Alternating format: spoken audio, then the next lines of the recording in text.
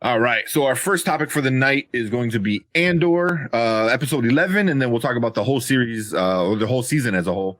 And we're here with Zach Attack Reviews. So before you get going, you want to give a quick shout out to your channel? Yeah, so my channel name is Zach Attacks Reviews. I do breakdowns of movies, trailers, do ranking lists. I do big blockbusters like Andor and Black Panther, but I also review smaller movies like Tar, Triangle of Sadness, and like everything in between. I try to cover everything from shows and movies and everything. I break down the good and the bad, so check me out. Cool. Yeah, link will be in the description. So go check out Zach Attacks, man. You do some good stuff over there. Entertaining, very entertaining. Yeah, so like I said, we're going to talk about Andor. We'll talk about some of the good, some of the bad about episode 11, and then we'll get into kind of the whole season 1, some of what we liked and disliked, and then give our rating for season 1. But we'll start with Brandon, if you want to start off with some good stuff. Oh, this final episode really, it's the first one in a while that really did it for me. I think that, in terms of the pacing, the dialogue, it really just kind of grabbed me. How everything just how everything ultimately panned out. It really left me wanting more. And you guys know, and as we've talked about this entire season for the series, for me, it started out really solidly, and then it kind of slowed down, and then it picked back up, and then it kind of dragged. It started to lose me. And then it really kind of, this one really, really worked for me. And plus the post-credit scene was just awesome. But yeah, I was really happy with this one. It's kind of got me even kind of wanting to go back and rewatch the entire season, just in terms of pacing, just to kind of see it might flow a little better overall for me. But overall, I really like this episode. Okay.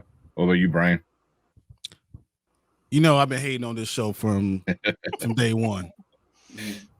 This was how you do a finale.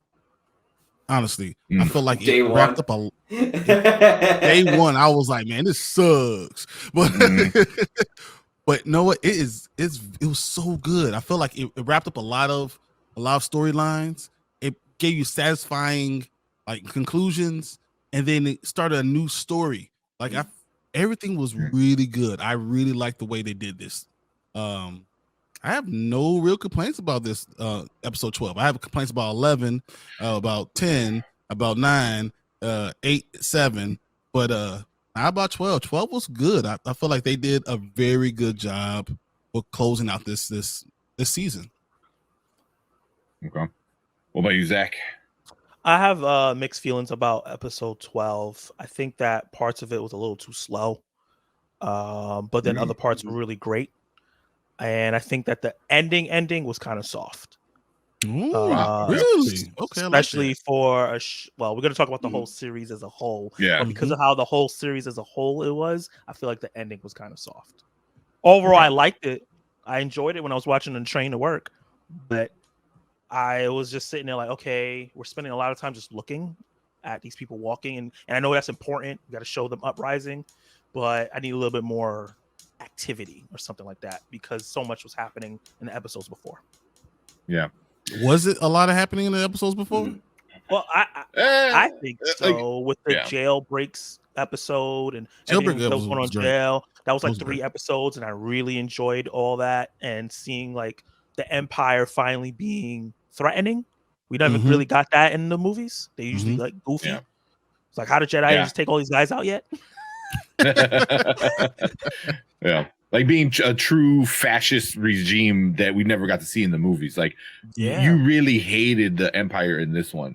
I feel like even in like the Kenobi show, there were still people that were like, oh, the Empire's not too bad. And you got that a lot, in other shows. This one, right off the bat, is like, made them look like dummies. Yeah, sometimes, yeah. But other people, like there's the guy when they get on the train.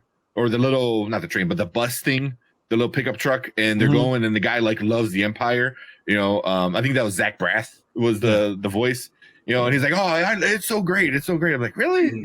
So we're here. It's like right off the bat, you hate the Empire. And then this episode was the cherry on top of like, oh, they are they are the bad guys, and you tend to forget that because of shows like Obi-Wan and other stuff, So that's the one thing I did appreciate about this was like they really did show like how evil, like not even bad, evil they were at times, So that's one thing I really did like about this show. But overall for this episode was pretty good. I liked it. It tied everything together finally, and I hope season 2 is not going to have so many issues because the way this one ended. But you never know. But the way, I enjoyed it. The ending I thought was good too. The way they set up for season 2. I still got some questions, but overall it was like okay. Kind of like you wanted to see what happens next. Yeah, so I got a lot more questions that I hope it gets answered. I think they're kind of questions everyone has anyway. So, but overall, pretty good episode. No, and then anything bad, I'll just leave that up to whoever wants to talk about bad stuff. Keep it short. But any bad stuff. Zach, finish up your thought when you were talking about the bad. Yeah. Just specifically this episode? Yes. Mm-hmm. Yeah, I just felt like how exciting all the lead up was to it. To me, I know you said you didn't really like 10, 11, and everything, and it was like an episode there that was a little slow, but like how exciting. I expected a big episode, and I think that the bombing, we're doing spoilers, right? Yeah. Right. Yeah, spoilers, of course. Yeah. But I think like the big bomb and them fighting, and that was really good. But I feel like Andor himself and who the show was about was just like in a corner, in a tunnel, in a backspace, in a room. He didn't like get involved in the action. It was like they were trying to protect him, and I get that, but it was just like he could have got into a scuffle. They could have like thrown in something in there. There was a lot of times where like the guy who's the payer, what's his name again? Not Bill Skarsgård, the Skarsgård father. The Skarsgård, Luffin. Yeah, he was kind of just standing there, and they kept showing him looking, and it's Skellen. It's like let's go, let's do this. Like in certain parts of the episode, I think the later half of the episode was really good, but that first half, I was just like, okay, this is moving a little slow for me. Mm-hmm. Wow, so you thought the other parts of this season was not as slow? Because I feel like there was build up, no payoff. Build up, no payoff. Oh, wait, if you're talking about the full season, when we talk about the full season, I have problems. I'm not saying that the whole season was flawless. No. I like this show. I don't love it because of the pacing issues. It's like a season of two halves for me. Yeah. Okay. I can definitely agree with that. I don't know. I felt like a lot of it with Andor, I understood Cassian could not be seen. Like that was the biggest thing. Like you cannot see Cassian because that's what the Empire is doing, putting all the eggs in one basket. They're doing whatever it takes to find this one guy. Why? I have no effing clue. That's why I really don't understand. Why they think that he knows the payer? They're like, he knows the payer. He's the one. He's there. The payer is there. You looking for Andor? Like, all right, come on. You take everybody. Just start taking everyone out of his life. It didn't make any sense. I don't know. I just whatever. For this episode, if I look at it in a vacuum, I enjoyed the episode because I felt like at least we got build up off a little bit of a payoff. Because too much in this entire series is build up. See you next episode. Build up. Almost got you. Build up. It's like, dude, give me something. You only had 3 action scenes. I do agree that it should have been more action in this one because we've been building up for 3 episodes, but I didn't expect it anymore. I no longer expected to get any more action. I just wanted you to give me a little bit of payoff. And when you get nothing for so long and you get a drop of water, you're like, oh, wow, water was so good. That's kind of how I felt. Exactly. So kind of begging for scraps, right? Exactly. Yeah. I'll take it. Those crumbs I was talking about. Exactly. What are you, Brandon? Anything you didn't like about the episode? My problems really kind of like with what Brian said, kind of lie with the show overall and just the way that it was paced. Like I've said many times, I just had a little trouble with it. in terms of it holding my interest, just in terms of, it really hit the ground running for me, and then it dragged, and then some stuff happened and it dragged some more, and then it slowed down, and then, I was trying to hang with it in that regard. What's up, Judah? But I think overall, really, they could step things up with the following season in terms of just the pacing, and just, there were times where it almost lost me in that regard. That's my number one problem. You used to call it such a slow burn. Like, this is a slow burn. I'm It's like, slow. if it's a slow burn, that And I was the one, ironically, Yeah. I was the one, like, yeah, I was the main one here sticking up for it, saying, "Oh, it's a slow burn. Just give it time." And it tested even my patience. Oh, it took its time, all right. Yeah. If that, a slow burn, and it just took forever. Yeah. Like you said, like did it fizzle out by the time people kind of gave up on it?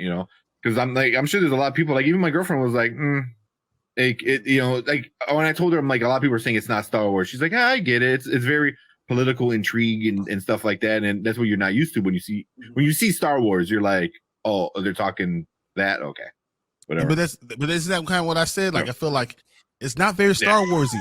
It's just not. Lords in chat, and I had to do that too. You're not wrong. 1 and 2. Oh my god. And 4. Yeah. Even the last episode, 11. I appreciated what they were trying to. Yeah, I appreciated what they were trying to do in terms of, it not feeling like Star Wars in the conventional sense, and I did appreciate that. But you gotta kind of give me something. Yeah. So I mean, the bad thing I didn't like was kind of like what Zach was saying, like. It's a show called Andor, and you don't really see Andor. I feel like they should have called this show something else. I don't know what, but it should have been something else.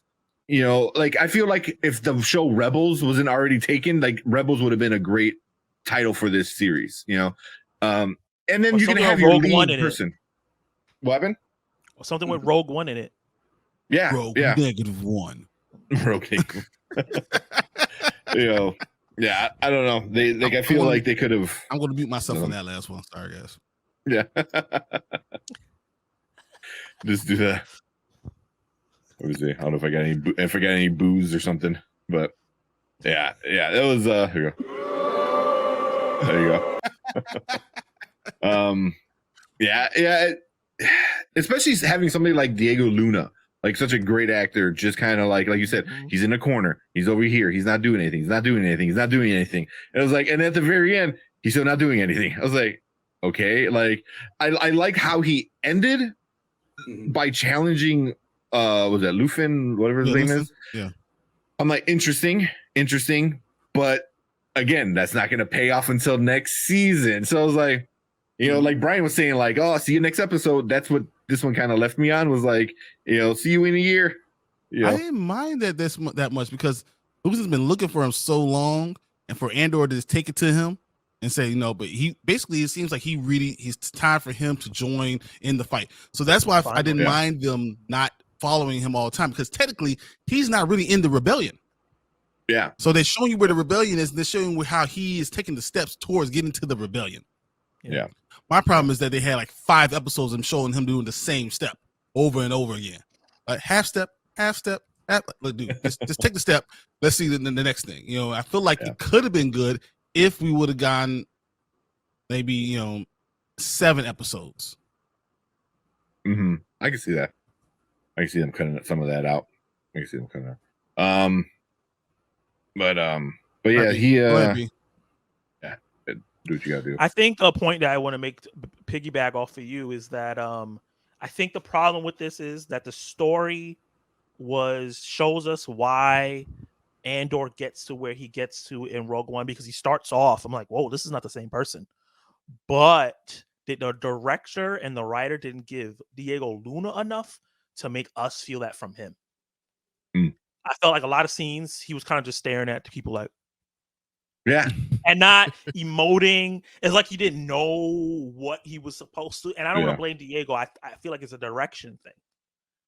I feel like they weren't telling him what his character was like. It felt like he was unsure what his character arc was, so he was like doing his best to figure out the scene. That's what it felt like in a lot of scenes. Yeah. I get that because like kind of I think Brian said it was like at the end of this episode, or not even at the end, towards the middle of the episode, I was like, wait, why does everyone want Andor? You know, because Luffy wants Andor, and I'm like, oh, okay. And then I'm like, well, now she wants Andor from the Empire, and I had to sit there and think for a second. I was like, that's not a good thing to do. You know, it's like this is the big part, and everyone's looking for him, and then you're like, wait, why?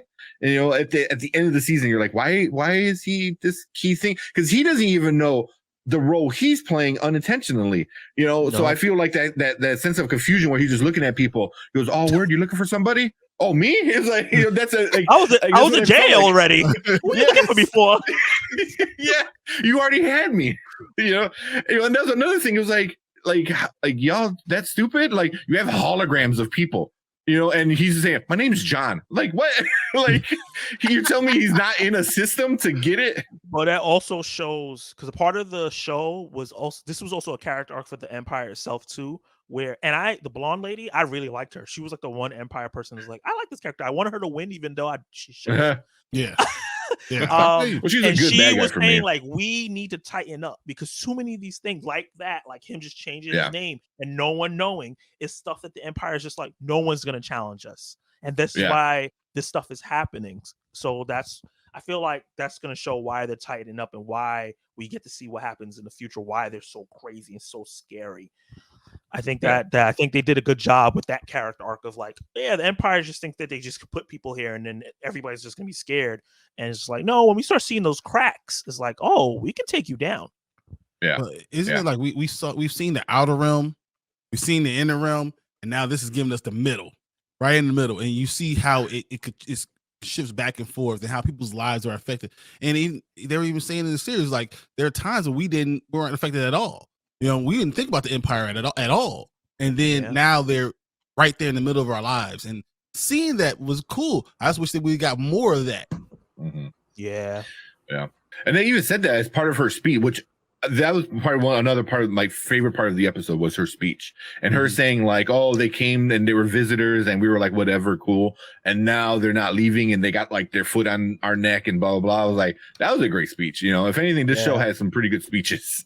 But hers was very powerful. Yeah. I wanted to get out of my seat and go into my TV like, I'm here. That was really good. Yeah. Give me a blaster. Yeah, and my favorite part, like the dude, like just starts beating people with her brick, like, and she said, "Take that," and she said, "Take that." You know, that was what I was thinking. You know, so I'm like, and how good is that brick that he's bashing like heads in and it ain't cracking? That's man. You know, and then the Empire just sitting there chilling. They're like, "Oh man, someone go get that guy!" And like, no one has a gun. He's gonna walk all the way up there. It's like you remember Thor 11 on the first Thor Ragnarok, and the guy who's like, I have to announce you. He has to run all the way to the castle. That's what it was like. He has to run all the way up the stairs to be able to stop the guy from hitting things. That's stupid. None of you guys got guns. Just blow that shit up. Come on. You got a tank that just got blown up. Like I'm sure you got a few buttons. I don't know. Yeah. I don't know. But like you said, it still like kind of like shows how disorganized and crazy the Empire thinks like they can just show you their big guns and like everyone's gonna bow down. So, but that is a pretty good part of the show. So that being said.